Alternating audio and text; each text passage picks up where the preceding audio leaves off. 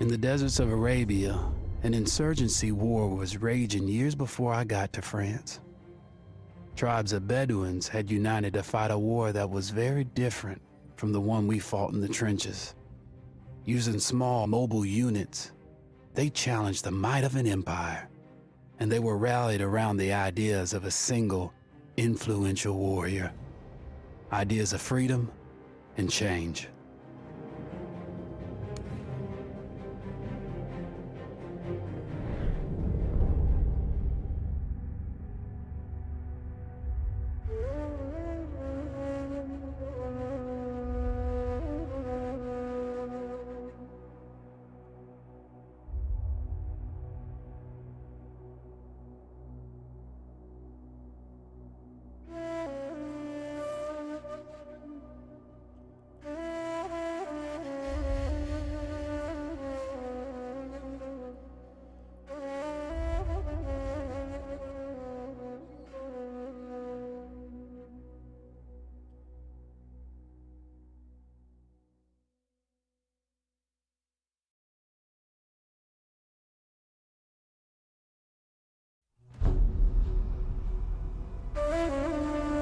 The Arabian Desert, a vast ocean of drifting sands and scorched, sun-baked rocks.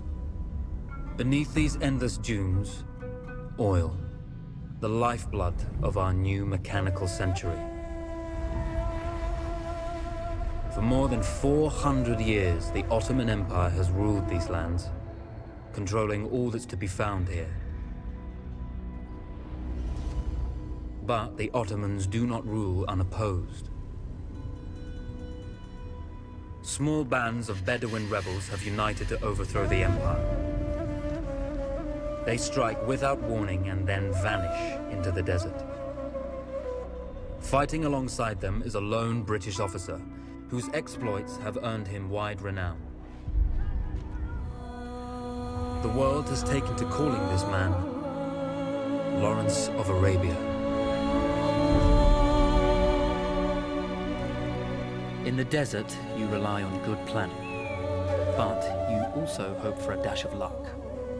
And luck was with us when we learned of a recently derailed Ottoman train carrying a most interesting piece of cargo.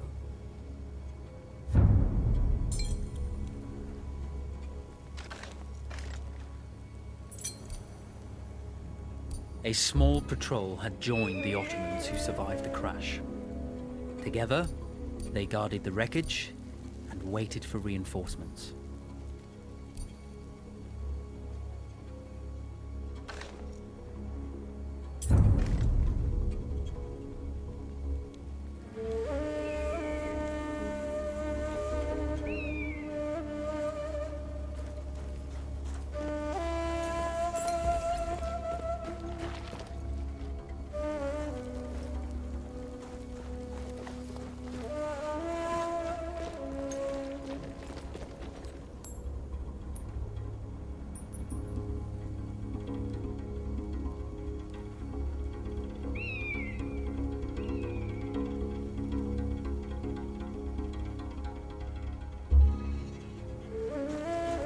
A lone fighter has just one advantage over a large enemy force.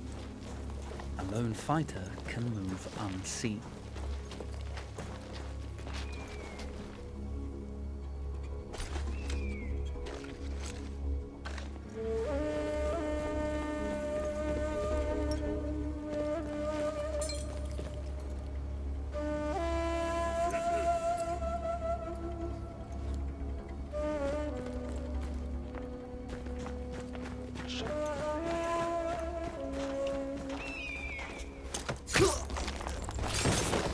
Though powerful and efficient, firearms would often attract attention.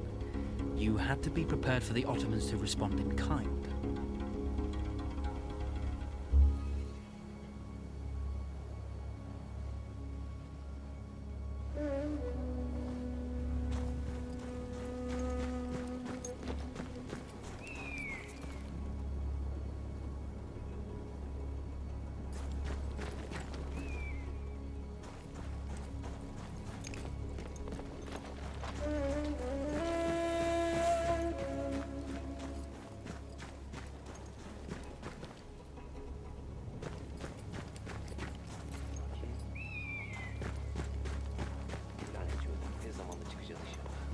endişe etmeyesin. İsyankarlar cesur cengaverler değillerdir.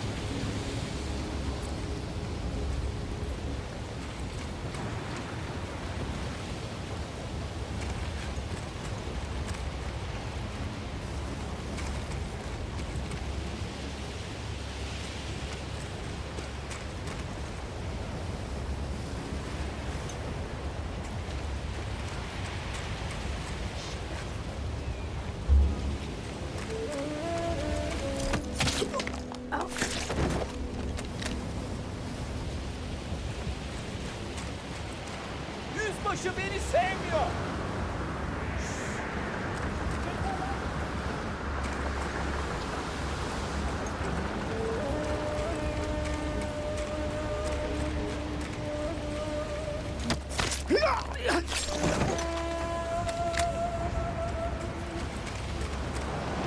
When your enemy has better weapons and better equipment than you, steal from your enemy.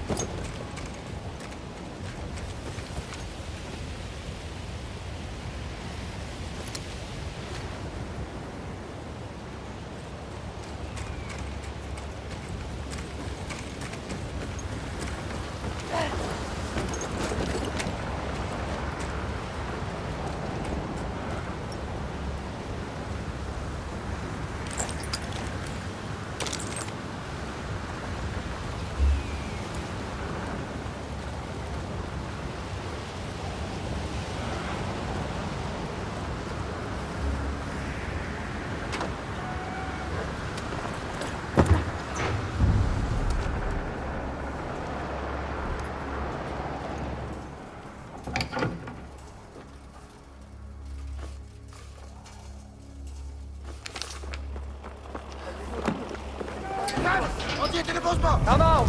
It's over.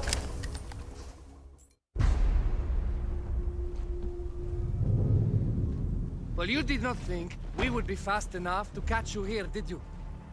Lawrence of Arabia.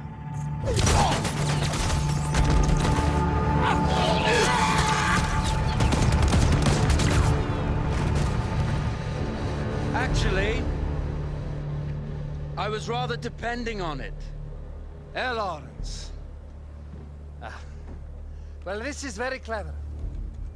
Now the hunter becomes the hunted. So who might you be?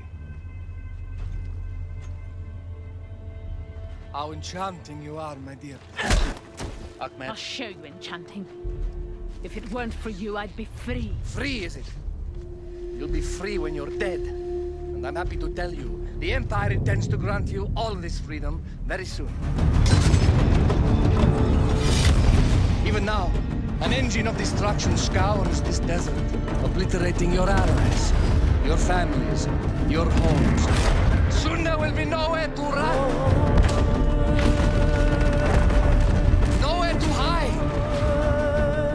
Soon all that you know, and all that you love, will be ashes. You will all be free to die. Oh. Ah, you animal!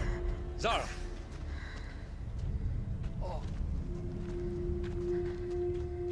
Now, I understand that you would like nothing more than to strip the flesh from that man's feet and send him off into the desert naked to die.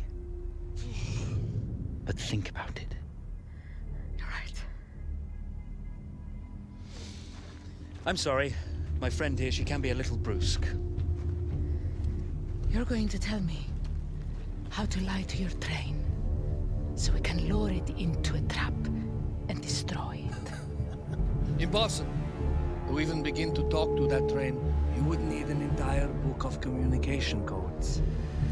Oh, like this one, you mean? You can never stop the progress of machines. One day, the whole world will take your lands and the precious black gold beneath its sands. We shall see, my friend.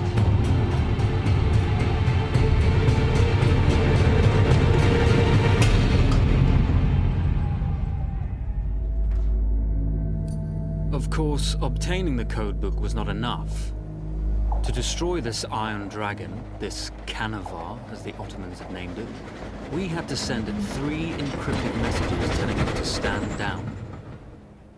There were Ottoman outposts scattered along the railroad tracks. The commanders there carried high-priority message capsules. We had to use those to send our orders. Infiltrating the village wouldn't be easy. A full detachment of Ottoman soldiers had occupied it. The Ottomans had chosen an isolated location for their desert outpost. It seemed lightly defended. It was also well stocked with arms and equipment. The ancient ruins were all that remained of a civilization now lost to time. The Ottoman Empire brought in the modern world with a host of armored vehicles and field guns. 3 commanders to eliminate, 3 personal message capsules to be stolen, and then sent with our false orders. How Zara tackled this dangerous and audacious mission was up to her.